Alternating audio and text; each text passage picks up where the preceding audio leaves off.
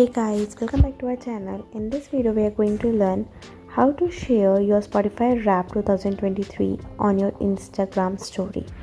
So for that you have to just open up your Spotify and just click on your wrap over here and wait until it just get finished, or the thing you can do, you can just skip it and just move to the last part over here.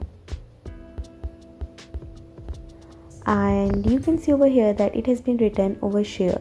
You have to click on it and you can see over here the various option by which you can just share your Spotify Wrap. You have to just click on over here Instagram story,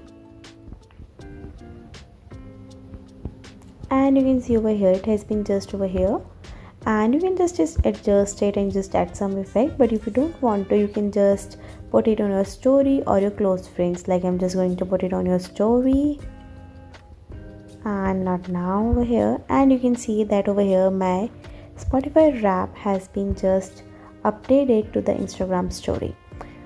So that's all for this video. I hope you liked the video. If you have any question regarding this whole process, please let me know in the comment box. Thanks for watching the video. Have a nice day.